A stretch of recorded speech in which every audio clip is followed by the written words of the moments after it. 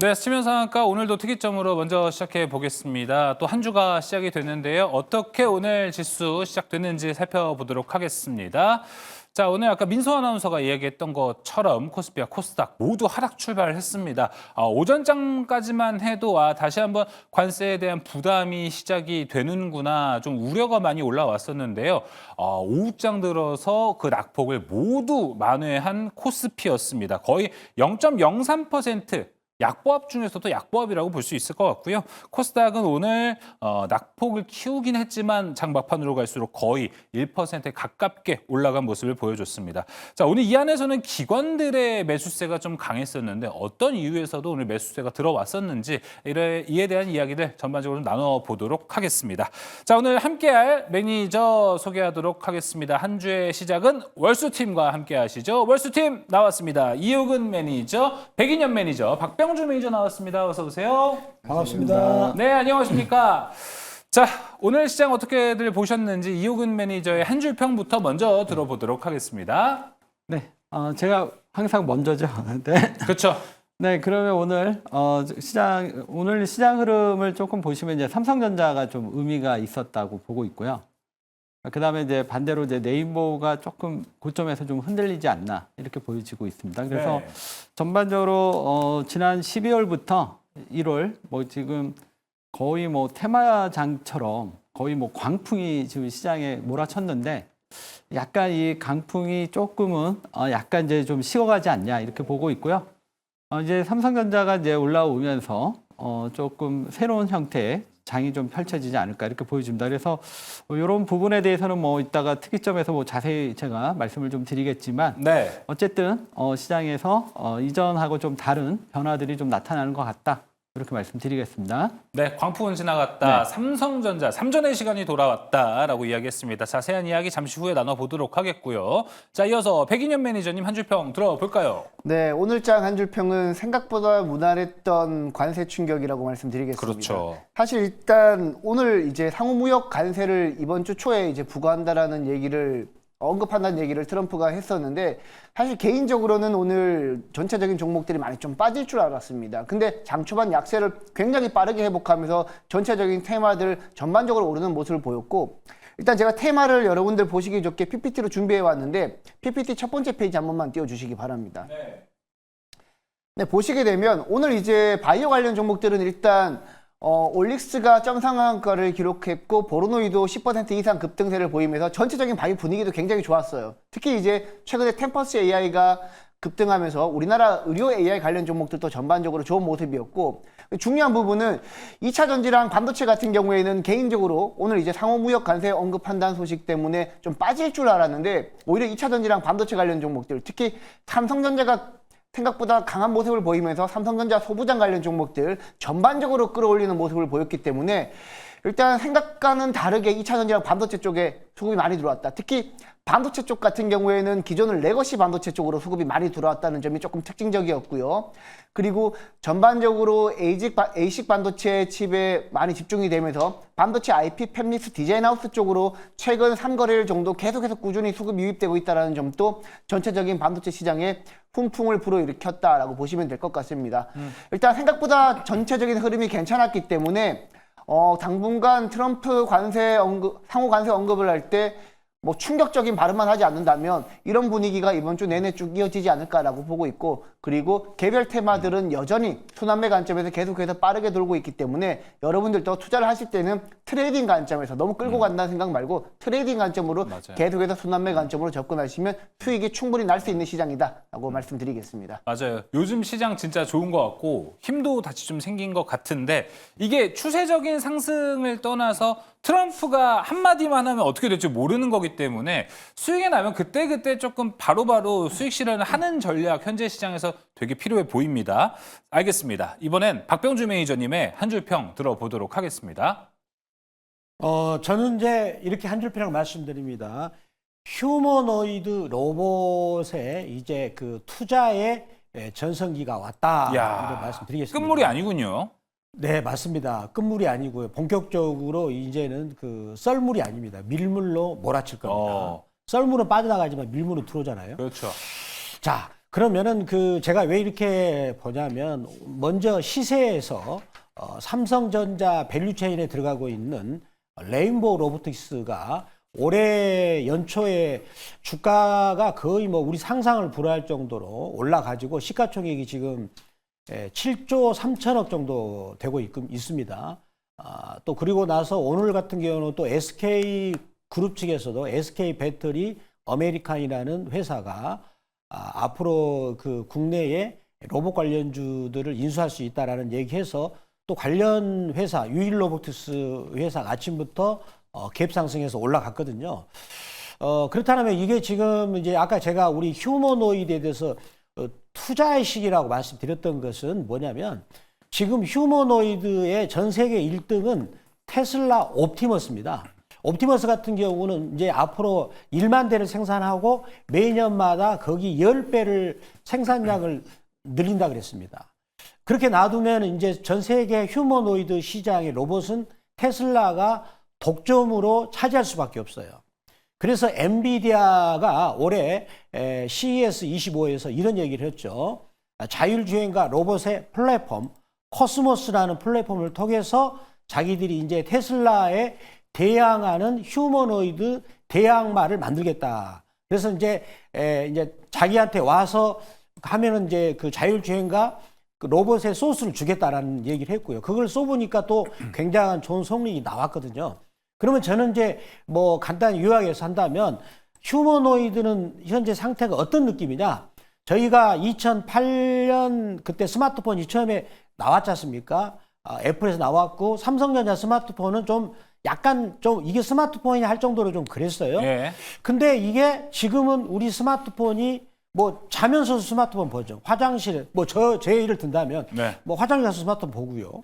또 그다음에 또 여러 가지 취미 활동도 스마트폰 다 하지 않습니까? 제가 네. 또 좋아하는 운동, 권투 같은 경우 거기서 어떻게 하는 거 다 보고 그러거든요. 그러니까 스마트폰이 생활화가 됐는데 휴머노이드가 지금 스마트폰으로 본다면 2008년의 그 느낌.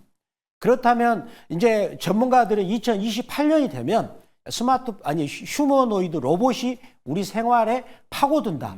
그러면은 지금 바로 휴머노이드는 어떤 상태입니까?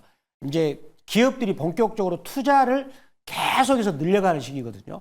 그러면 그 투자의 시기 때는 주가가 왜 올라가지? 그 이유를 모르는 거죠. 왜? 그 회사들이 적자니까. 그렇지만 그 투자의 시기 때 주가들이 많이 올라갑니다. 그런 부분을 이제 그런 포인트를 가지고 휴머노이드 로봇 관련주를 보신다면 올해 상반기에는 좋은 성과가 나타나지 않을까라고 말씀드리겠습니다. 네, 알겠습니다. 휴머노이드 로봇 투자 전성기라고 해주셨고 박병주 매니저의 한 줄 평과 함께 채팅창에는 춘소님께서 휴머노이드가 악어 입이군요 라고 이야기를 해주셨고요. 그건 아니에요? 악어 입은 제가 말했던 볼린저 밴드인데 그거하고는 틀립니다. 좀 더 제가 말씀드리겠습니다. 여기 볼린저 밴드는 아니다. 아니, 그러니까 볼린저 밴드가 악어 입이죠. 네. 악어 입은 아니다. 직접 또 대답을 해주셨습니다. 자, 그리고 우선님께서도 시세가 휴머노이드라고 말해줬구나라고 또 이야기를 해주셨습니다. 시세에게 물어봐. 잠시 후에 또 로봇 이야기할 때 박병주 매니저와 함께 휴머노이드 지금 어떤 상황인지에 대한 이야기 나눠보도록 하겠습니다. 자, 한 줄 평 모두 들어봤고요. 자, 이제 바로 특이점 들어가 보도록 하겠습니다. 오늘의 첫 번째 특이점 열어주시죠.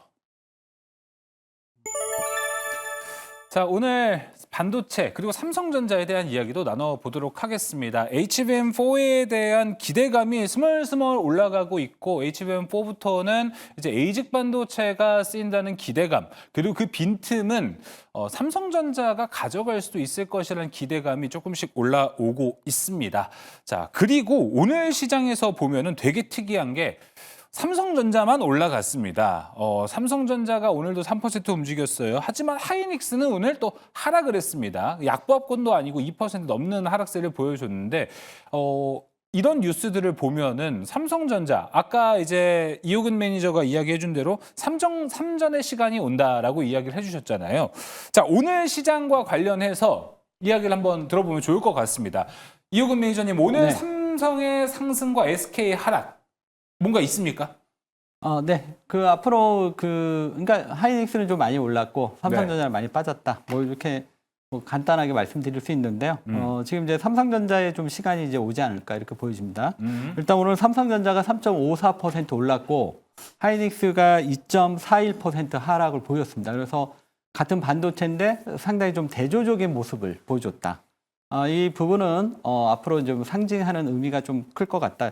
지난번 제가 삼성전자 잘 보시라고 한번 맞아요. 말씀을 드렸었죠. 항상 저는 바닥에서 변화가 나타났을 때 제일 먼저 말씀을 드립니다.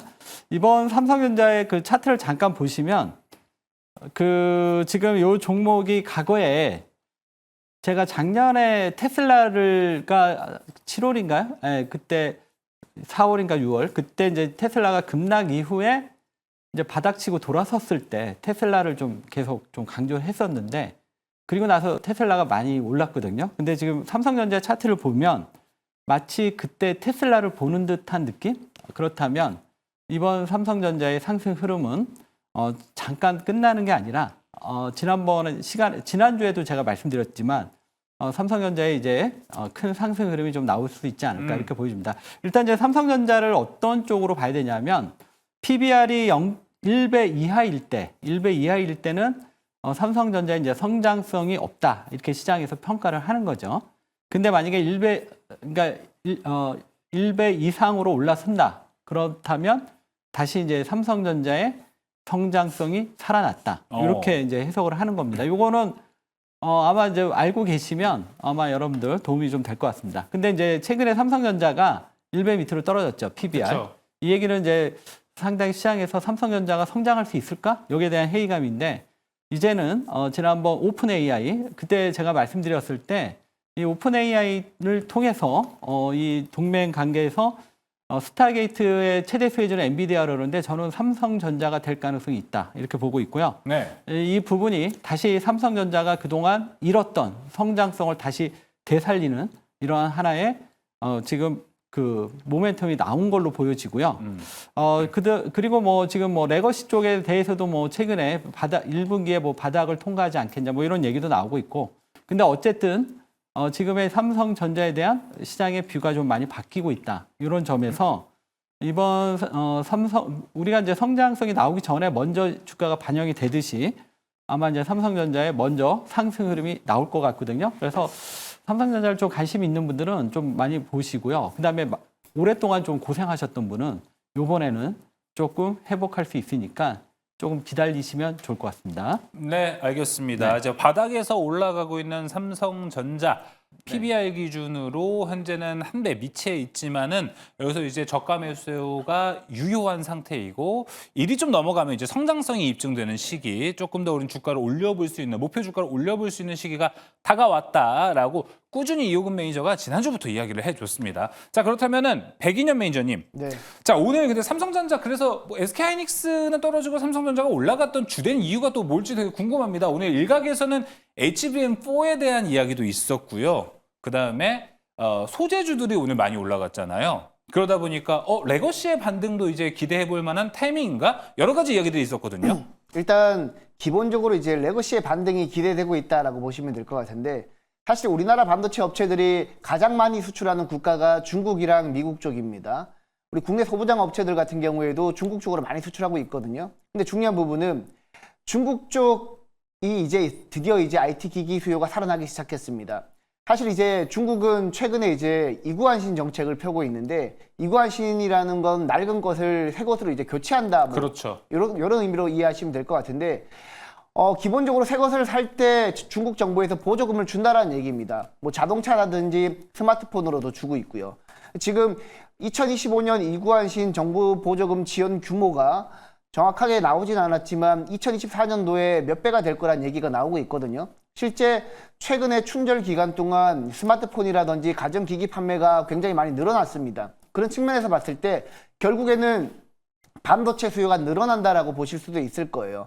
그리고 지금 제가 준비한 PPT 두 번째 페이지 한번 보여주시게 되면 제가 지금 삼성전자 1분기 실적이랑 1분기 실적 추정치랑 그리고 삼성전자 PBR 밴드 이렇게 나타냈는데 제가 KB증권에서 가져온 1분기 실적 얘기를 보여드리겠지만 지금 1분기를 저점으로 인해서 2분기, 3분기, 4분기 빠르게 늘어나고 있거든요. 이 부분이 물론 이제 HBM 판매량이 늘어나면서 그럴 수도 있겠지만 기본적으로 레거시 반도체 판매량이 늘어날 것을 전제로 하는 전망이 많이 나오고 있습니다. 지금 KB증권이지만 다른 증권사들도 삼성증권이 1분기를 저점으로 2분기부터 실적이 회복된다라는 데 배팅을 하고 있거든요. 그런 측면에서 봤을 때 전체적인 레거시 반도체 시장이 살아나고 있다.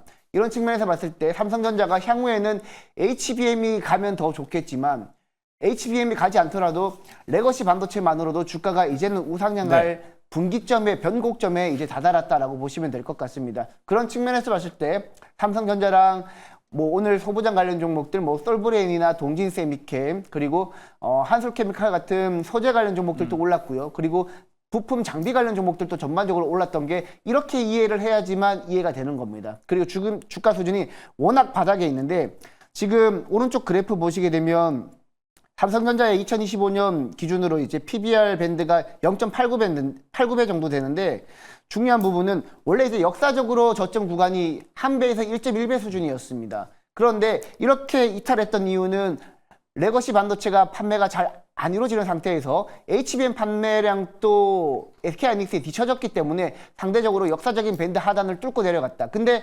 이제는 HBM4부터는 삼성전자 같은 경우 하이브리드 본딩을 앞세워서 SK하이닉스랑 경쟁하려고 하고 있고요. 물론 저는 SK하이닉스에 손을 들어주고 있긴 하지만 경쟁하고 있고 그리고 기본적으로 HBM 같은 경우에는 잘 되면 더 좋은 거고 그렇지 않더라도 지금 레거시 반도체가 올라오고 있기 때문에 역사적 밴드 하단 구간까지는 빠르게 올라오지 않을까라는 생각에 지금 주가 수준은 너무 많이 빠져 있는 상태이다. 그래서 지금 배팅하는 전략은 오히려 좋은 전략이다. 그래서 앞으로는 우상향할 가능성이 더 높다라고 말씀드리겠습니다. 알겠습니다. 그러면은 지금 HBM은 뭐 시간이 해결해 준다라고 해서 차라리 투자 포인트에서 빼고 삼성전자를 보는 게 지금은 더 깔끔할 것 같기도 하다는 생각이 들어요.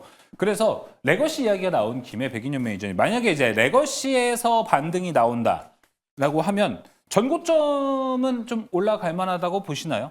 레거시 하나만으로는 지금 올라가기가 힘듭니다. 왜냐하면 기본적으로 지금 반도체 시장은 AI 반도체가 주도를 하고 있기 때문에 여기서 계속해서 뒤처진다면 삼성전자는 앞으로도 희망이 없다라고는 말씀드리기 어렵지만 앞으로도 SK하이닉스랑 계속해서 비교를 당할 겁니다. 네. 과거처럼 메모리 반도체 시장에서 SK하이닉스를 압도하는 그런 모습은 나오지 않을 가능성이 높거든요. 그런데 삼성전자는 항상 이제 위기를 잘 극복해 왔기 때문에 HBM4부터 본격적으로 SK하이닉스랑 어느 정도 경쟁 관계가 이루어진다라면 그래도 전고점까지는 충분히 그렇게 된다면 전고점까지는 충분히 올라갈 수 있다. 대신 HBM이 동반되지 않는다라면 많은 난관이 있을 겁니다. 네. 뭐 매크로 지표에 따라서 많은 변동성도 있을 거고 그렇기 때문에 전고점까지 가는데 많이 힘들지 않을까. 대신 HBM이 동반된다면 충분히 전고점까지도 올라갈 수 있다라고 말씀드리겠습니다. 네, 역시나 HBM 여부가 되게 중요한 포인트가 될 것 같습니다. 그래서 HBM 이야기로 좀 이제 넘어가 보도록 하겠습니다. 자, 박병주 매니저님 가보도록 하겠습니다. 삼성전자가 뭐 이제 하이브리드 본딩을 기반으로 해서 HBM4에 기회를 찾고 있다고 하고 어느 정도 자신도 있어 하는 것 같습니다. 언론에 나오는 자료들을 좀 보면요. 반면에 또 박병주 매니저님은 항상 또 하이닉스 얘기 많이 해주시지 않으셨습니까? 그래서 지금 시점에서 하이닉스와 삼성전자 비교했을 때 좀 치고 올라가는 삼성전자에 베팅하는 전략 어떻게 보시나요? 먼저 우리 앵커님께서 저한테 두 가지 질문을 해주셨는데 하이브리드 본딩 그리고 삼성전자의 베팅에 합류하면 어떻게 했는가라고 말씀드렸는데 자 그럼 먼저 첫 번째 질문을 답변 드리겠습니다. 하이브리드 본딩을 먼저 제가 준비한 자료를 보면서 먼저 답변을 드릴게요. 제가 준비한 자료 보겠습니다. 첫 번째 PTP입니다. 자, 그 보시면 하이브리드 본딩이 되겠는데 거기 지금 개념도가 이제 나와 있습니다. 개념도가 나와 있는데 거기 TC NCF 요 방식을 아예 빼버리는 거예요. 그러니까 단순하게 만드는 거죠. 그렇다면 이제 이 방식을 통해서 어떤 부분이 이제 좋은가, 이제 전력 효율화가 되고요. 또 그다음에 생산성도 향상이 된다. 그렇게 요약해서 말씀드리겠습니다. 요 부분 같은 경우는 HBM 3E 16단부터 적용이 됩니다. 그리고 HBM4부터 적용이 된다는 것이 되겠는데요.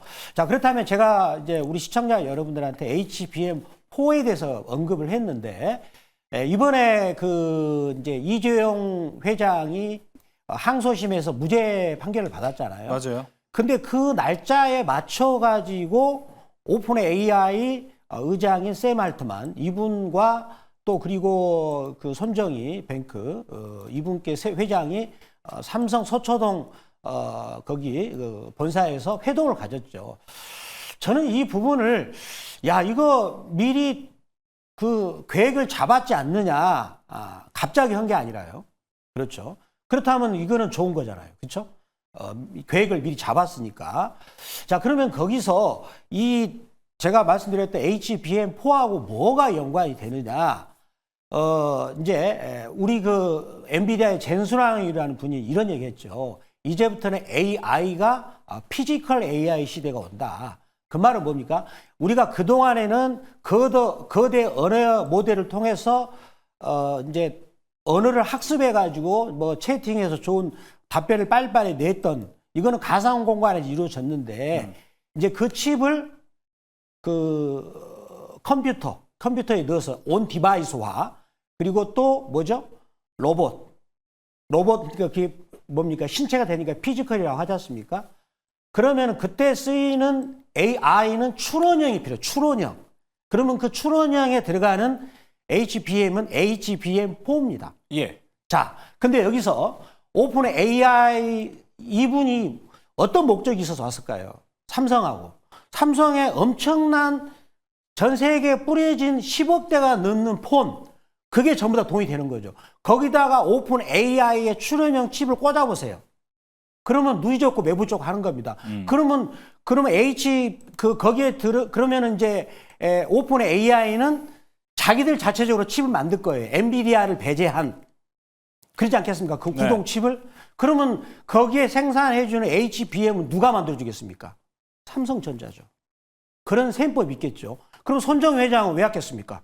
일본이 워낙 뒤졌고 스타게이트를 통해서 자기가 돈이 있으니까. 원래 손정희 회장은 잘하는 게 돈을 대는 겁니다. 이분은 투자를 많이 하는 분인데 아마 이런 어떤 그 3자 회동 이후로 삼성전자 주가가 좀 SK 하이닉스보다 주가가 좀 낮다? 그런 느낌을 우리가 계속 받았거든요. 이번에도 더군다나 뭐 이제 트럼프 대통령이 관세 때린다. 뭐 그래서 시진핑은 나 관세 안 받고 너한테도 보복 하겠다. 그럼 우리나라는 어떡할 거야? 그런 상황에서도 불구하고 삼성전자 주가가 올라갔던 부분이 되겠는데요. 자, 그러면 이번에 삼성전자 그래프를 보면서 보겠습니다. 제가 아까 이제 그 악어 입을 가지고 또 설명드릴게요. 이게 볼린저 밴드인데 보시면 제가 이거 이제 악어 입, 이거는 이제 분기봉 악어 입인데 요게 악어 입은 뭡니까? 벌어지면은 거기를 타고 쭉쭉 올라가잖아요. 그러면 여기서 볼린저 밴드라는 개념은 왜 나왔느냐? 표준 편차. 표준 편차가 높아지는 거예요, 이게. 그러니까 좋은 일이 벌어지면 계속 높아지는 거죠. 근데 지금은 뭡니까? 악어 입이 다물었어요. 악어가 입을 다물면 다 죽잖아요, 거기 들어가서. 그래서 약간 그 강하게 가는 건 아닌데, 그런데 여기서 이제 일봉을 보니까 오랜 동안 걸쳐가지고 풀었다 놨다 했는데 여기를 돌파하면 이제는 내가 보면 벌어질 것 같아요. 한 가격으로 본다면 56,000원을 돌파하면 이제는 악어입이 벌어지겠죠? 이제 벌어지는데 그런데 주봉을 보니까 또 악어입이 다물고 있습니다. 굉장히 강하게 누르면서 입을 다물죠. 그래서 올라가는 선은 한 59,000원 정도까지는 그러면 여기서 가격 대비 한 9% 정도 그런 여력이 있죠. 그렇다면 이제 그러면 삼성전자가 9% 정도 올라갔을 때 오늘 삼성전자향 그 반도체 전공정 업체들 예를 들어서 동진셰미캠 그리고 또 그 뭐죠 유진 테크 네. 이런 그다음에 그 솔브레인 삼성전자향 그쵸. 거기를 지향한 회사들이 주가가 삼성전자가 빠지면서 거의 5만 원짜리가 2만 원까지 빠졌거든요. 그래서 가격적인 메리트를 통해서 같이 올라갈 때 그러면 이제 그런 종목들을 체크할 때는 삼성전자의 어떤 단기적인 저항선 네. 저는 거기가 59,000원이라고 보거든요. 아까 볼린저 밴드 그 악어입이 주둥이를 이렇게 주무를 때 거기는 못 들어옵니다. 예. 저항이 크기 때문에.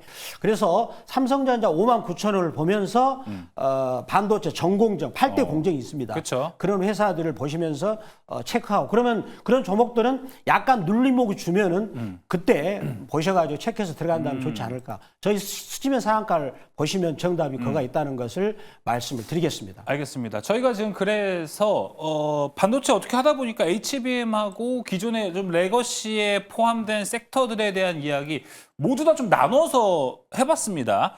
그래서 지금 많은 분들 고민될 것 같아요. HBM 지금까지도 많이 올라왔는데 그래도 앞으로도 HBM을 투자를 해야 되는 거냐? 아니면 이제 새롭게 떠오르는 소재를 기반으로 한 레거시 쪽을 좀 매수를 해야 되는 거냐? 이 부분에 좀 판단의 기로가 어려울 것 같은데 이거 오랜만에 OX 한번 들어볼까요, 매니저님들?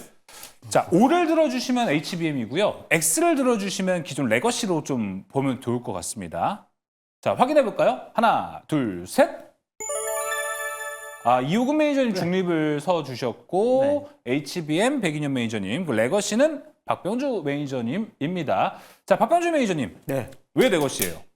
결국은 저는 정답 그렇습니다. 시세는 시세한테 물어봐라. 오늘 보면 네. HBM 소부장은 약했습니다. 그렇잖아요. 대부분 다 한미반도 다 오늘 약했거든요. 시세가 다 말해준다. 그렇죠. 시세가 말해주니까 항상 시세한테 물어보면 정답이고 그리고 또 기존의 범용 레거시라 하지 않습니까? 그러면 거기가 반도체 전공정의 8대 공정이 있어요.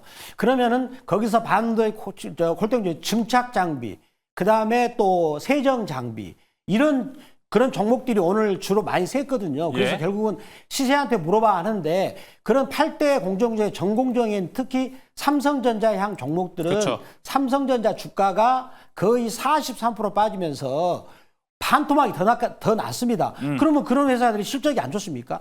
좋아요. 그런데 그 이유 때문에 빠졌습니다. 그렇다면 그 종목들은 삼성전자가 59,000원 올라갈 때 네. 같이 올라갈 것이다라고 저는 말씀드리면서 네. 이제 그런 8대 공정에 해당되는 종목을 보시면 좋겠습니다. 알겠습니다. 8대 공정 그리고 레거시를 강조해봤습니다. 자, 반론 들어볼까요? 백인현 매니저님, HBM 들어주셨죠? 네, 사실 이제 삼성전자랑 레거시 반도체 관련 종목들이 올랐던 게 오늘 하루만은 아니었습니다. 여러 차례 그런 적이 있었지만 결국에는 HBM 관련 AI 반도체 위주로 주가가 많이 오른 종목들이 뭐 기존에 뭐 PSK 홀딩스라든지 뭐 테크윈이라든지 SK하이닉스 같은 그런 종목들이 결국에는 기간을 두고 봤을 때는 잘 올랐더라라고 말씀을 드리겠고, 그리고 사실 이제 레거시 반도체 뭐 HBM 둘 다 좋을 거라고 생각을 합니다만 기본적으로 이제 트럼프가 관세를 부과하게 되면 이 부분에 대해서는 약간 이익률이 훼손될 가능성이 조금 있다라는 점, 그 네. 부분을 염두하시고 여러분들이 투자를 하셔야 됩니다. 그래서 지금 반도체 관련 종목들이 좋긴 하지만 여기에 너무 비중을 실어버리면 자칫 관세에 관련해서 트럼프가 악의적인 발언을 해버리게 되면 충격을 받을 수 있거든요. 그래서 네. 어느 정도 비중을 가져가는 건 맞다라고 생각을 하지만 너무 큰 비중을 이제부터 시작이라고 해서 들어가 버리면 자칫하다가는 물릴 수도 있다. 그래서 지금 어느 정도 비중만 차곡차곡 모아가는 관점에서 여러분들이 접근하시면 좋을 것 같습니다. 알겠습니다. 자, 그러면은 이제 이호근 매니저님은 중립을 들어주셨습니다.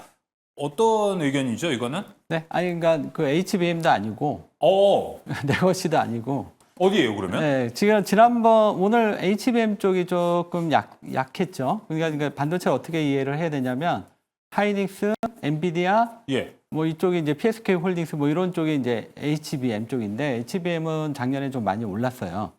그러니까 올해 이제 새롭게 이제 부각되는 게 지난번에 이제 딥시크, 그 다음에 그 최근에 이제 계속 얘기가 되고 있는 주문형 반도체, 네. 에이직 반도체 이 부분이 지금 삼성전자가 올해는 제가 이제 계속 말씀드리지만 이제 엔비디아 쪽보다는 브로드컴이나 뭐 이런 쪽에서 올해 시세가 좀 많이 나올 가능성이 있다. 주문형 반도체.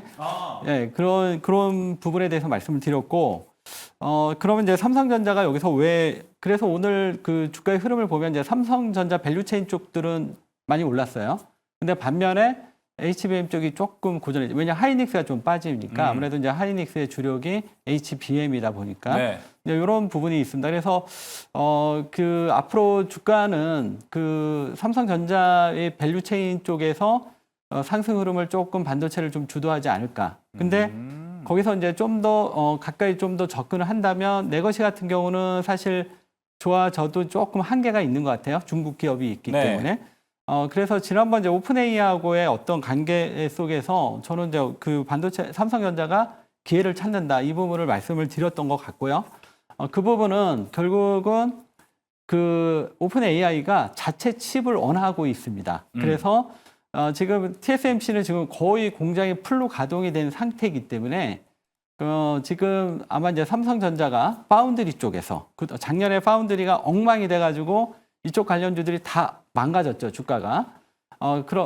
제가 이제 지난주에 삼성전자를 봐야 된다 얘기하면서 그때 공개 방송 때 반도체 말씀드렸던 종목들이 이번 주에 다 급등을 했거든요. 이제 그런 식으로 지금 보시면 일단은 이제 세 가지 측면에서 보시면 될 것 같아요. 일단 파운드리 쪽, 그 다음에 주문형 반도체, 그 다음에 HBM4 이렇게 세 가지가 이 삼성전자의 새로운 좀 변신을 좀 시도하지 않을까 이렇게 보고 있고 제가 오픈 AI고의 그거에 대해서 상당히 주목하는 이유는 TSMC가 이전에 삼성전자 파운드리 비교도 안 됐던 기업이에요. 근데 이제 애플을 하고 그러면서 이제 오히려 지금은 이제 역전이 됐죠. 마찬가지로 애플이라는 이제 큰 기업을 통해서 이제 TSMC가 성장했듯이 삼성전자가 이번에 오픈 AI 그 스타게이트 이쪽에서 하나의 이제 기회를 좀 찾을 수 있지 않나. 왜냐하면 삼성전자는 메모리도 할 수 있지만 파운드리도 할 수 그렇죠. 있거든요. 파운드리 할 수 있죠. 예, 이게 이제 강점이고 그다음에 공장이 지금 여유가 많아요. 그래서 그 지금 오픈 AI가 원하는 반도체를 그 칩을 삼성전자가 이게 그 전담해서 만들어 줄 수 있기 때문에 네. 오픈 AI는 지금 막 이렇게 미어터지는 TSMC나 엔비디아에 의존하기보다는 자체 칩을 형태를 삼성전자와 어떤 관계 속에서 풀어가지 않을까. 네. 그러면 삼성전자가 한번 도약하지 않냐. 그래서 이게 이제 성장성으로 좀 나타나는 게 아니냐 이렇게 보고 있습니다. 알겠습니다. 정리를 해보자면은 네. 아무래도 HBM 관련주도 아니고 레거시도 아니다. 이 전반적인 이유는 지난주에 있었던 스타게이트, 오픈 AI와 삼성전자의 콜라보레이션이 어떻게 좀 규결될지가 되게 중요한 건데 어찌됐든 오픈 AI는 자체 칩이 필요한 상태입니다. 그러려면 주문형 반도체가 필요한 건데 거기서 또 이제 HBM4를 시도하고 있는 삼성전자 그리고 파운드리 능력까지 있기 때문에 거기에 있어서 좀 밸류를 받을 만하지 않을까 이렇게 이야기를 해주셨습니다. 삼성전자의 시간이 다가온다라는 근거가 딱 맞아 떨어지는 것 같긴 한데 한 가지 더 가보겠습니다. 이호근 매니저님. 오늘 좀 삼성전자 딴에는 비보가 있었습니다. 지난주만 해도 이제 무죄가 되면서 사법 리스크가 거의 사라지는 했거든요. 와, 근데 오늘 검찰에서 이제 이재용 회장에게 다시 상고를 좀 강행했습니다. 이 부분은 다시 좀 리스크가 될까요? 근데 오늘 뭐 시장 보니까 그렇게 이거에 대해서 시장에서는 우려하지 않는 것 같아요. 네, 그래서 오늘 삼성전자 강하게 매수 들어왔고 그 외국인하고 기관이 동시에 들어왔잖아요. 네. 이 부분을 좀 보신다면 이미 어느 정도 이거는 좀 결과가 나온 게 아닌가 이렇게 보여준다. 물론 이제 불확실성이 근데 이제 이미 이제 한번 결과가 나왔기 때문에 그 시장에서는 이거를 그렇게 우려하지 않고 있다 이렇게 보고 있습니다. 네, 알겠습니다. 그렇게 좀 문제가 되지 않을 네. 것이다라고 이야기를 해주셨고 다른 매니저님들도 생각은 어떠신지 궁금합니다. 동의하시면은 다음 질문으로 넘어가서 각자 이제 하나씩 축을 맡아주셨으니까 종목을 들어볼 텐데 사법 리스크 별로 이제 작용하지 않을 거라고 정리를 하고 넘어가도록 하겠습니다. 알겠습니다. 자, 그러면은 백인현 매니저님. 네. 아까 HBM 강조해 주셨습니다. 종목도 그쪽인가요?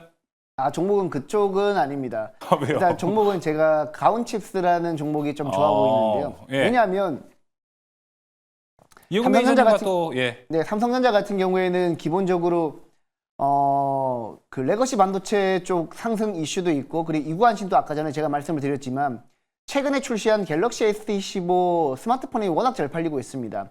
지금 사전 예약에서 사상 최대 기록을 깼고요. 그리고 지난해 출시했던 갤럭시 S24 시리즈보다는 훨씬 더 잘 팔립니다. 왜냐하면 갤럭시 S24 시리즈에는 울트라 모델에만 퀄컴의 모바일 AP가 탑재됐다면 이번에 출시한 갤럭시 S25 시리즈는 울트라 모델 외에도 뭐 플러스 일반 모델에도 모두 퀄컴의 스냅드래곤 모바일 AP가 탑재됐기 때문에 당연히 잘 팔린다라고 보시면 될 것 같고 그렇게 되니까 바로 온디바이스 AI 관련 종목들이 최근에 많이 부각되기 시작했단 그쵸. 말이죠. 뭐 IP 팹리스 디자인하우스도 움직였고요. 특히 가온칩스 같은 경우에는 디자인하우스 업체인데 제가 왜 가온칩스를 선택했냐면 삼성전자가 스타게이트 프로젝트에 협력한다는 얘기가 나왔었거든요. 근데 거기 참여하는 기업이 소프트뱅크의 손정희 회장이란 말이죠. 근데 네. 소프트뱅크는 ARM의 최대 주주입니다. 근데 가온칩스 같은 경우에는 삼성 파운드리의 디자인 하우스 파트너이고요. 그리고 ARM과는 오래전부터 파트너십으로 여러 번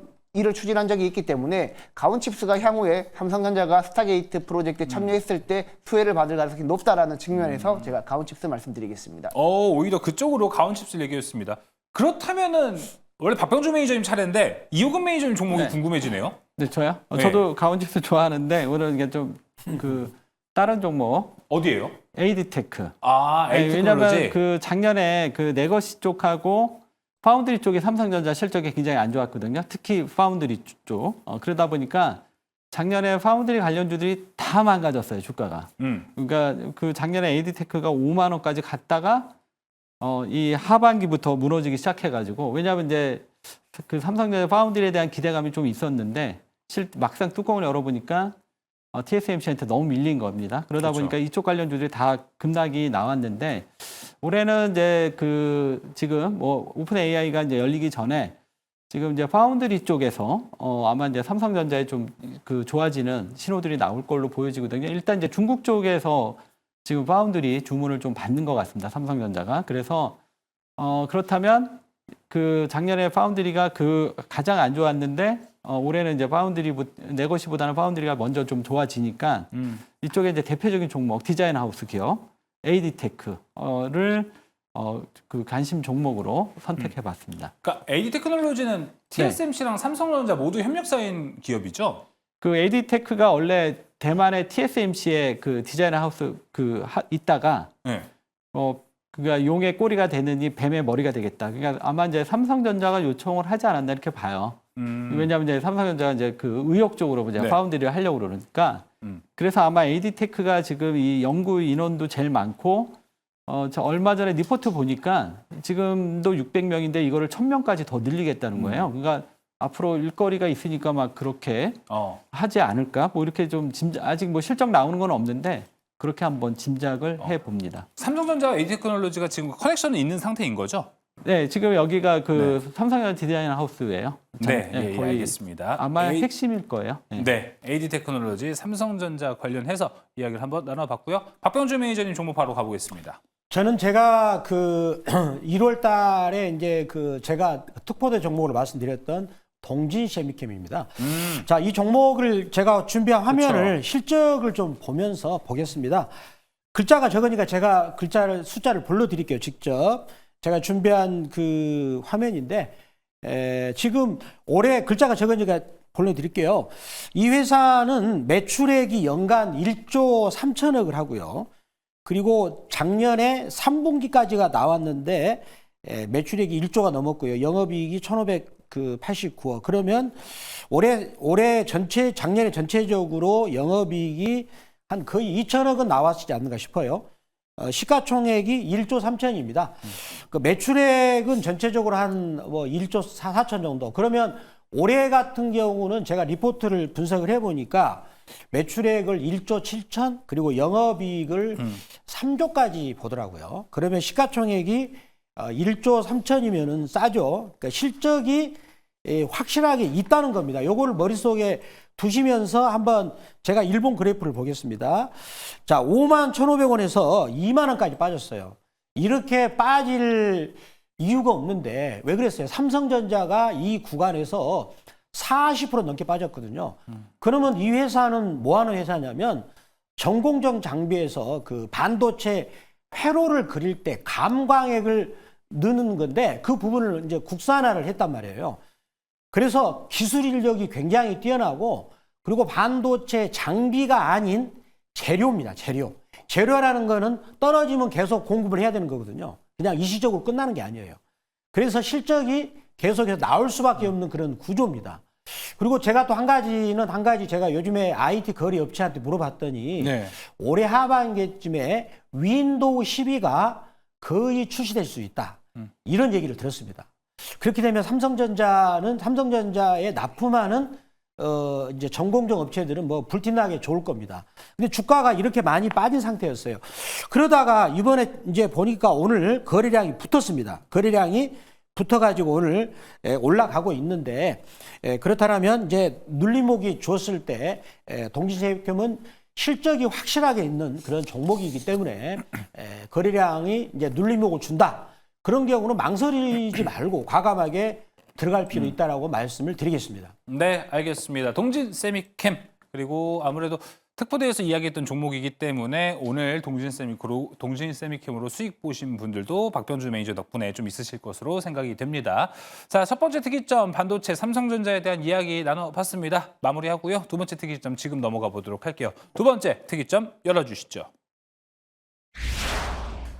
네, 그리고 오늘 또 있었던 뉴스입니다. 이제 3년간 3조 원에 대해서 이제 인공지능과 우주 등 10대 국방 전략 기술에 정부와 국민의힘이 앞으로 3년간 3조 원을 투자하겠다라고 오늘 이야기를 했습니다. 앞으로 뭐 K 방산 수출에 대한 기대감은 이로써 좀 더 높아질 것 같고 작년부터 이제 정부 차원에서 방산을 좀 밀어주는 것들이 하나하나씩 드러나고 있습니다. 작년에서도 아마 이맘때였던 걸로 기억을 하는데 그때 주가 강하게 올라갔었거든요. 자, 과연 이번에도 황금기를 좀 맞을 수 있을까? 백인현 매니저님. 네. 자, 오늘도 어떤 내용들이 좀 오고 갔나요? 네, 기본적으로 사실 이제 우리가 방산을 접근할 때는 제 기준으로는 조선이랑 굉장히 비슷한 모습이 많은 것 같습니다. 사실 방산 섹터나 조선 섹터만큼 우리 국내 시장에서 꾸준히 우상향을 보이는 섹터가 없는 것 같은데요. 기본적으로 사실 방산 같은 경우에는 관세의 영향도 있을 수는 있습니다. 미국 쪽으로 방산을 수출하게 될 경우에는 관세 영향이 있겠죠. 하지만 지금 여태까지 흐름을 봤을 때는 방산업체들 같은 경우에는 뭐 동유럽 쪽이나 러시아랑 우크라이나 전쟁 이후에 동유럽 쪽의 수출 비중이 늘어나고 있고, 그리고 중동 쪽으로, 사실 중동 같은 경우에도 굉장히 분쟁이 많이 일어나는 지역인데 그쪽으로도 수출 비중이 많이 늘어나고 있단 말이죠. 즉 관세 영향을 받더라도 메인 공급처가 중동이랑 동유럽 쪽이었기 때문에 크게 영향을 받지는 않을 것 같고요. 그리고 트럼프 집권 이후에 우리나라의 방위비 분담을 늘린다라고 했을 때 우리 국내 방산업체들이 오히려 수혜를 받을 가능성도 있습니다. 그런 측면에서 봤을 때 일단 방산업체들은 향후에도 저는 좋을 거라고 보고 있고, 결론적으로는 좋을 거라고 보고 있고, 중요한 부분은 앞서 잠깐 말씀해 주셨지만 2027년까지 정부 차원에서 3조 원가량의 금융 지원을 한다고 했거든요. 근데 우리나라가 방산 같은 경우에는 무기를 수출하더라도 어느 정도 금융 지원이 있어야지만 상대국에서 편하게 이제 구매를 할 수 있기 때문에 그런 측면에서 봤을 때는 굉장히 긍정적인 시그널이다라고 보시면 될 것 같고, 그리고 2024년 같은 경우에는 실제로 우리 국내 방산업체들, 뭐 빅4 방산업체들, 뭐 예를 들면 하나에어로스페이스나 한국항공우주나 LIG 넥슨과 같은 빅4 방산업체들 같은 경우 2024년 예상되는 영업이익이 2조 3천억 정도에 달한다고 합니다. 그게 사상 최고치이거든요. 근데 지금 수주 규모를 고려했을 때 2025년도는 2024년보다 실적이 더 잘 나올 가능성이 매우 높다라는 게 전반적인 전문가들의 의견이고요. 그런 측면에서 봤을 때 일단 방산업체들 같은 경우에는 눌렸을 때 매수하는 전략이 여전히 맞다라고 생각을 하고 있고, 최근에도 눌렸을 때 매수하셨던 분들은 지금 주가 상승 구간에서 굉장히 수익을 많이 보셨을 겁니다. 뭐 조선 같은 경우에도 눌렸을 때마다 매수했을 때 많은 투자자들이 수익을 보셨듯이 방산도 아마 향후엔 그런 흐름으로 이어질 것 같고, 일단 중요한 부분은 올해 1분기 실적이 될 것 같아요. 올해 1분기 실적이 우리 전문가들이 예상하는, 그리고 투자자들이 예상하는 만큼 지난해 1분기도 좋았지만 그거보다 더 잘 나온다라면, 기대치에 부합한다라면 아마 주가 퍼포먼스는 지금보다 더 잘 나올 가능성이 높습니다. 하지만 못 나온다면 당연히 충격은 받겠죠. 그렇더라도 오히려 저는 방산 같은 경우에는 뭐 폴란드양, 뭐 K2 전차 2차 계약권도 있고요. 그리고 K9 자주포 등 여러 가지 수출권이 아직까지 남아있는 상태이기 때문에 뭐 1분기 잠깐 삐끗 하더라도 그렇게 눌리게 되면 오히려 저는 매수 기회라고 봐요. 어차피 지금까지 수주 규모를 고려했을 때 향후 몇 년치의 수주 자금을 이미 쌓아놓은 상태이기 때문에 특정 분기가 약간 미끄러진다고 하더라도 전체적인 연간 기준으로 여러분들이 보셨으면 좋겠습니다. 그렇기 때문에 방산 관련 종목들은 여전히 조정시 매수 관점으로 보는 게 저는 맞다라고 보고 있습니다. 네, 알겠습니다. 자, 그럼 이 부분은 어떻게 보시나요? 내일도 방산이 하나 때문에 시끌시끌할 것 같기도 하고 엄청나게 올라갈 것 같습니다. 지금 하나그룹이 각 계열사로 나누어진 하나오션 지분을 하나에어로스페이스로 모은다라는 이야기가 있었고, 여기에 어닝 서프라이즈까지 같이 나왔기 때문에 하나 에어로스페이스가 시간 외에서 상한가에 갔습니다. 백인현 매니저님. 네. 한화가 붙여주는 방산의 모멘텀 더 강해질 것 같아요, 내일. 네, 뭐 물론 이제 사실 하나 에어로스페이스가 하나오션 지분을 조금 가져간다는 얘기 아닙니까? 기본적으로 이제 하나오션도 실적이 좋고 하나 에어로스페이스도 실적이 좋은데 뭐 둘 다 나쁠 게 없다라고 생각을 해요. 일단 하나 에어로스페이스 같은 경우에는 시간의 상한가 같고 하나오션 같은 경우에도 시간에 뭐 2, 3%대 상승세를 보여주고 있거든요. 그런 측면에서 봤을 때 그들이 집힌 불은 다른 방산으로 확산될 가능성도 높습니다. 사실 다른 방산 업체들 같은 경우에도 실적이 안 좋은 업체들이 전혀 없기 때문에 그렇죠. 그렇게 대형주 위주로 올라가게 되면 약간 중소형 관련 종목들도 덩달아 올라갈 가능성도 있거든요. 네. 최근에 조용했단 말이죠. 그런 측면에서 봤을 때 방산 관련 종목들의 상승세도 추세적으로 조금 더 이어질 가능성이 네. 있지 않을까라고 저는 보고 있습니다. 네, 사실 방산주가 계속 올라가면서 여러 가지 뭐 갑론을박 이야기들이 좀 있었습니다. 너무 고점이다, 부담스럽다, 그리고 언제 떨어질지 모른다 이런 이야기들이 있음에도 불구하고 방산주 작년의 차트 보면은 계속해서 우상향하는 모습을 보여줬습니다. 그럼에도 불구하고 이렇게 호재가 하나하나씩 또 붙어버리니까 이 유행이 안 끝난다라는 좀 생각이 듭니다. 그럼에도 불구하고 지금 방산에서 좀 걱정이 되는 거는 뭐 트럼프라고 할 수 있을 것 같아요. 박병주 매니저님. 네. 혹시 트럼프가 뭐 방산에 관련해서도 관세를 넣겠다 이런 이야기를 하면은 방산주들도 리스크가 한번 오지 않을까, 위기가 오지 않을까 이런 생각이 듭니다. 어떻게 생각을 좀 하시나요? 그러면 제가 우리 앵커님한테 여쭤보겠습니다. 우리나라가 미국한테 무기 수출합니까? 안 하죠. 안 하죠. 그러니까 네. 상관없겠죠. 그러면은 아예 이쪽 섹터는 걱정을 안 해도 되는 섹터라고 우리가 생각을 해도 되겠군요. 근데 그래서 지금 뭐 그 관세는 이제 뭐 우리가 미국한테 무기 수출을 안 하고 수입하는 입장이기 때문에 그럼 우리나라 관세 매기면 되겠죠. 그쵸. 근데 그럴 리는 없겠죠. 근데 제가 보기에는 이제 오늘 저도 아까 우리 그 미팅 시간에 이제 그런 말씀을 드렸었는데요. 지금 하나 에어로스페이스 이 종목이 일단은 주가가 지금 많이 올라 있는 상태고요. 그 다음에 트럼프 대통령하고 푸틴 이제 러시아 대통령이 이제 정상회담을 할 예정이고요. 그리고 러시아 우크라이나 전쟁도 종식이 될 예정이죠. 그러면은 러시아 우크라이나 전쟁을 진짜로 유발했던 그는 누굴까요? 그리고 그로 인해서 돈을 가장 많이 벌었던 것은 누구겠습니까? 무기를 팔아먹었던, 우리나라도 물론 그 덕분에 무기를 팔았지만 그거는 미국에서 감당할 수 있는 그걸 우리들이 팔아서 이제 돈을 벌었겠죠. 근데 진짜로 많이 벌었던 것은 미국의 군수 복합체가 되겠죠. 거기에 밑에 있는 것은 네오콘이라는 신자유주가 있는 것이고요. 근데 트럼프 대통령은 어떤 이권을 통해서 수많은 병사들이, 나이 어린 병사들이 죽었다고 했습니다. 그분이 원래 좀 거칠게 언어를 구사하시는 분인데 인도주의적 관점에서 러시아나 우크라이나 이 젊은 이 꽃다운 나이에 전장에서 너무나 많이 죽었다. 따라서 이제는 전쟁을 종식시켜야 된다. 그런 얘기를 했단 말입니다. 네. 그래서 저는 이제 종식될 것 같아요. 그러면은 이제 그동안에 이제 이제 방산 관련주들이 올라갔던 그런 부분들이 약화되지 않겠는가. 물론 이제 지금 K2 전차에 대해서 폴란드에서 우리나라한테 뭐 600대 이상을 구매하겠다고 했는데 그거는 구매를 해야 된다는 거 아닙니다. 사정 변경 원칙에 따라서 변경이 될 수가 있는 거예요. 우리가 배 같은 경우는 수출할 때 그러지 않습니까? 사정 변경의 원칙에 따라서 계약이 해지가 되거든요. 네. 그래서 그건 절대적인 것은 아니다라고 저는 생각을 하면서 그리고 또 한 가지 하나 에어로스페이스가 뜬금없이 갑자기 지금 하나 에어로스페이스 주가 여러분들 아시잖아요. 얼마나 많이 올랐던 거. 근데 뜬금없이 갑자기 시간외에서 상한가를 했다? 저는 이 부분이 약간 가짜 상한가?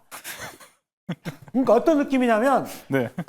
지금 하나 에어로스페이스 주가를 한번 봐보세요. 시청자 여러분들이. 저는요.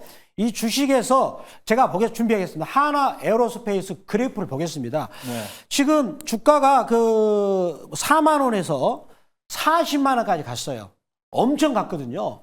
그러면 이 주식이라는 거는 뭐냐면 내가 남들보다 싸게 사가지고 비싸게 팔아먹는 거 아닙니까? 그런데 누구는 지금 뭐예요?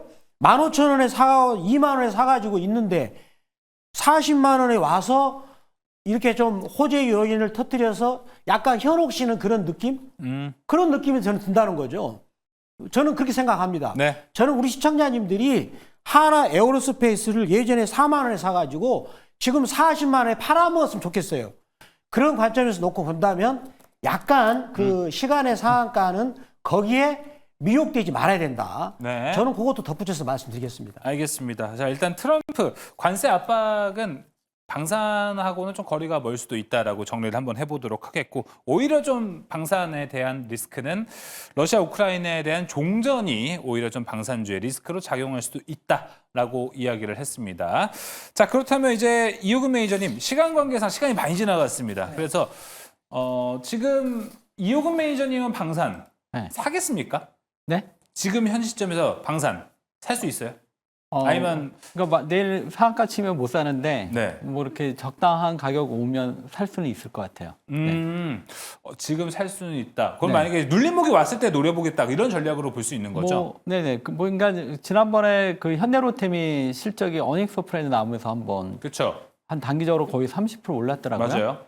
그다음에 오늘 하나에어로스페이스가 또 시간에서 어닝 서프라이즈가 나왔고, 그다음에 LIG 넥스원도 오늘 또 어닝 서프라이즈가 나왔습니다. 그래서 네. 지금 이 방산 쪽이 지금 그 한국 항공우주만 이제 약간 어닝 쇼크가 나왔고, 전반적으로 지금 방산주들이 지금 상당히 실적이 좋습니다. 제가 이제 최근에는 방산주를 안 봤는데 작년 기준으로 작년에 제가 이제 공부를 해 보니까 지금 방산주들이 5년치 먹거리를 이미 확보를 해놨고요. 수주를 통해서. 물론 네. 그 사이에 뭐 취소가 되면 없어질 수도 있는 거긴 하지만 지금 그런 상태고 그 상태에서 지금 계속 최근에도 LIG 넥스원 같은 경우도 뭐 수주가 좀 끊겨가지고 좀 주가 굉장히 애를 먹었다가 다시 또 수주가 들어오니까 주가가 또 움직이더라고요. 그렇죠.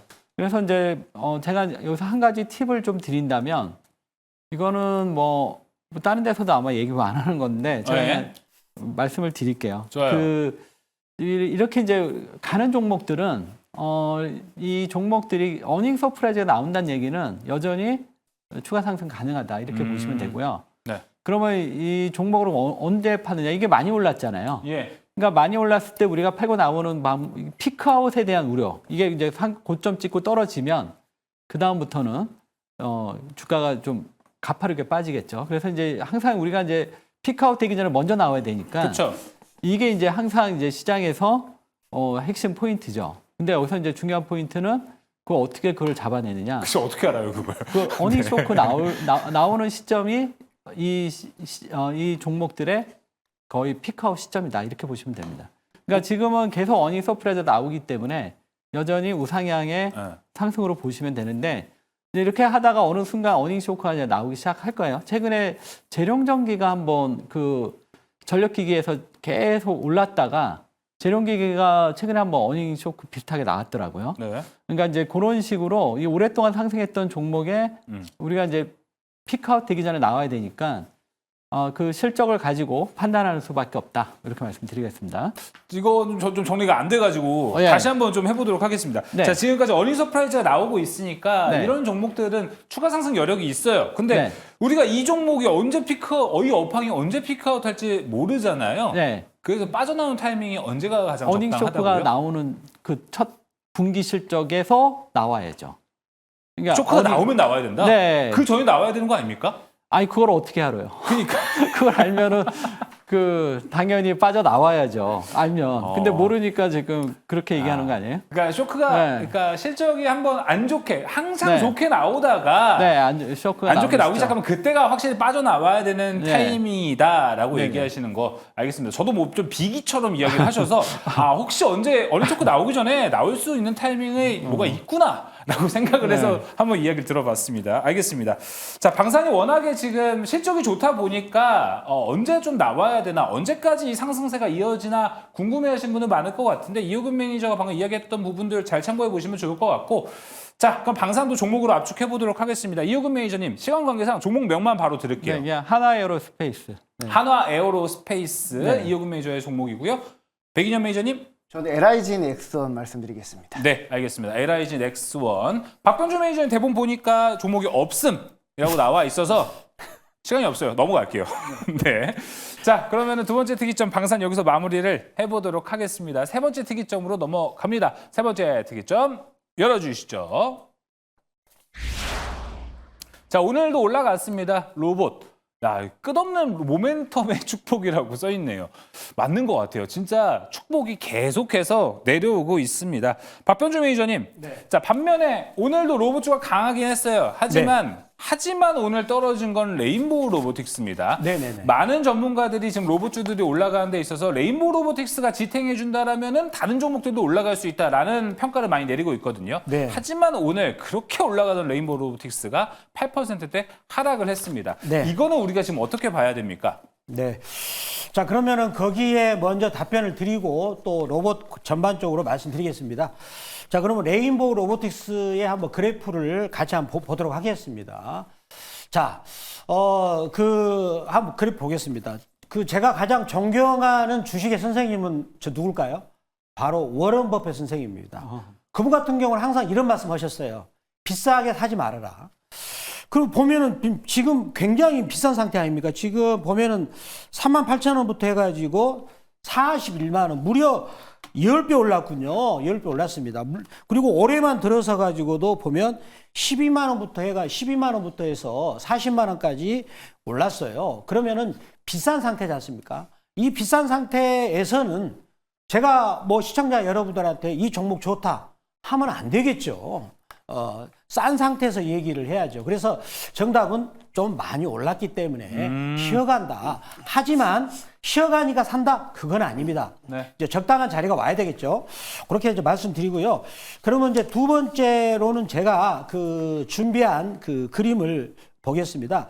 PTP 세 번째 자료 보겠습니다. 요거 PTP 세 번째 자료입니다. 다음 자료입니다.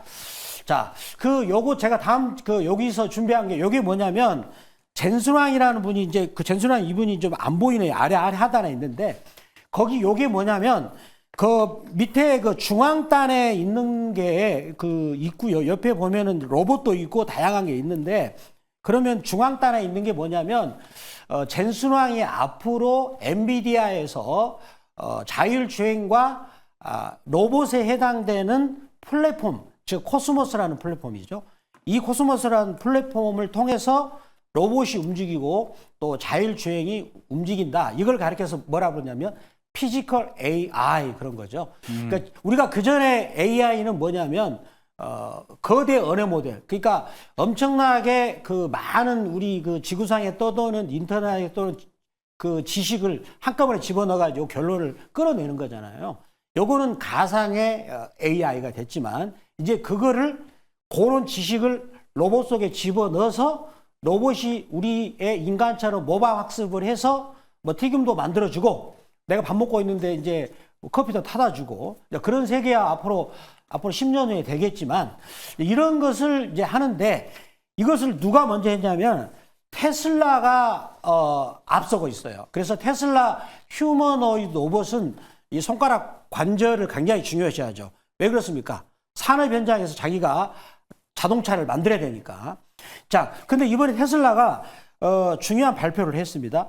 이 테슬라야 옵티머스 로봇을 1만 대를 올해 만들어내고요. 그리고 매년마다 10배를 만들어낸답니다. 10배를. 그래서 대량 생산을 한다는 거죠. 그러면 만들어내서 가장 먼저 어디로 투입할 거예요? 테슬라 전기차를 만들 때 하겠죠. 그러면 이렇게 놔두다 보면 테슬라가 이제 모든 휴머노이드 로봇을 독점하겠네 라고 생각을 해서 엔비디아 젠순왕이라는 사람이 올해 2025년 세스에서 코스모스라는 플랫폼을 발표한 거예요. 그래서 우리나라 SK뿐만 아니라 다른 우군들이 그러면 이게 어떤 느낌이냐? 예전에 우리 스마트폰을 누가 만들었습니까?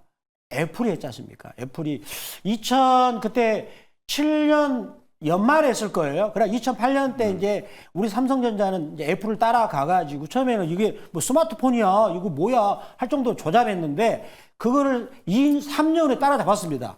따라잡았는데 그러면 약간 지금 휴머노이드 로봇이 스마트폰 초창기 나왔던 느낌.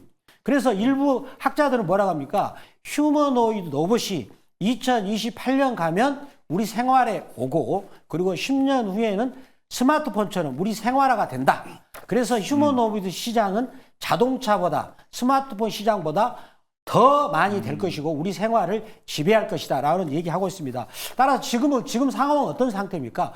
그거를 가기 위한 휴머노이드 로봇에 대한 투자의 시기죠. 그래서 삼성전자가 레인보우를 인수하고 또 SK도 인수하고 포스코도 인수하고 그런 식입니다. 그래서 그러면 투자의 시기는 보통 적자기 때문에 주가가 올라간 이유를 모르는 거예요. 네. 그렇지만 결국은 시세에는 물어보란 말이죠. 그래서 저는 로봇 관련주들이 더 올해 계속 우리나라 시장을 지배할 것이다 네. 라고 말씀드리겠습니다. 알겠습니다. 로봇의 상승세는 계속될 것이다 라고 또 강조를 해줬습니다. 저희가 지난주 월요일부터 금요일, 월화수목금 5일 내내 이 특이점에서 로봇 이야기 안 빼놓고 매일 했습니다. 그러다 보니까 이제 많은 분들이 결국에 궁금하신 거는 로봇 새로운 뉴스가 지금 나오고 있나? 이 부분보다는 지금 이 추세를 어떻게 잘 타야 되는지가 가장 중요한 포인트거든요. 그래서 현재 포인트에서 어떤 접근이 중요한지 이야기를 바로 나눠보도록 하겠습니다. 제가 대본에 보니까 이호근 매니저님은 종목이 없음으로 나와 있습니다. 저는 이제 팔아야 될 때라고 보고 있습니다. 예. 아, 단기적으로 팔아야 될 때라고 보시는 네, 건가요? 단기적이죠. 아니면은? 예. 그런 관점에서 그래서 종목이 그러니까 없음으로. 간단하게만 얘기할게요. 이제 작년에 이제 로봇을 주도했던 거는 협동 로봇, 두산 로보티스, 그다음에 유로메카 이런 종목들이 주도했고요. 올해 주도를 했던 거는 휴머노이드 로봇이 그렇죠. 주도를 한 겁니다. 그 하이자 R&M도 결국은 이제 거기에 필요한 액추에이터 만드는 회사죠.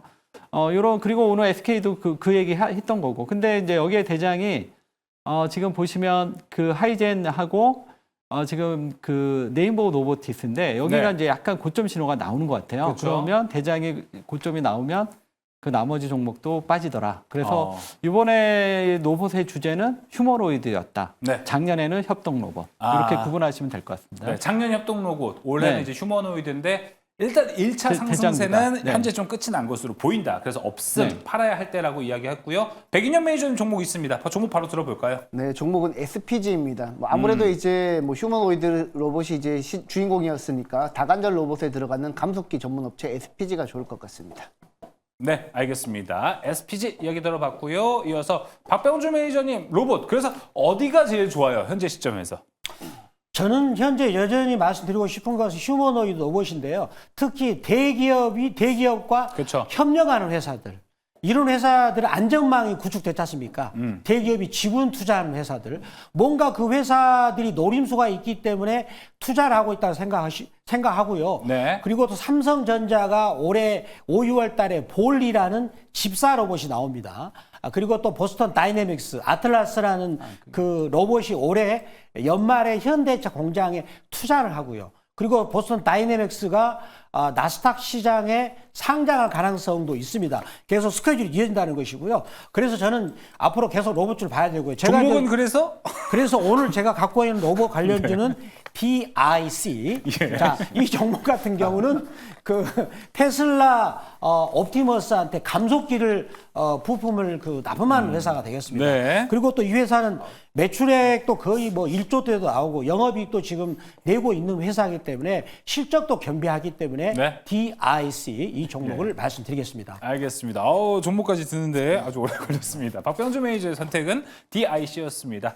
네, 특이점에서 마무리해보는데 특이점 외에도 또 다양한 이야기 나눠봐야겠죠. 매니저들의 무료 방송 먼저 간략하게 안내해드리겠습니다. 이호근 매니저님 언제 하시나요? 네, 오늘 장 끝나자마자 10시에 하는데요. 지난번 강조드린 대로 유리기판, 그 다음에 지금 에이직 반도체 이쪽 관련해서 이제 막 큰 시세 시작되니까 오셔서 확인하시기 바랍니다. 네, 이어서 백인현 매니저님. 네, 저는 이제 잠시 후 10시 40분에 진행합니다. 조금 늦게 진행하는데 많이 들어와 주시고요. 자, 거기에서는 이제 의료 AI 관련 종목들, 지금 템퍼스 AI가 프리마켓에서 또 올라가고 있거든요. 의료 AI 관련 종목들, 그리고 최근에 온디바이스 AI 관련 종목들 많이 오르고 있기 때문에 온디바이스 AI 관련 종목 중에서 여러분들이 매집할 만한 종목들 제가 알려드리도록 하겠습니다. 네, 이어서 박병주 매니저님.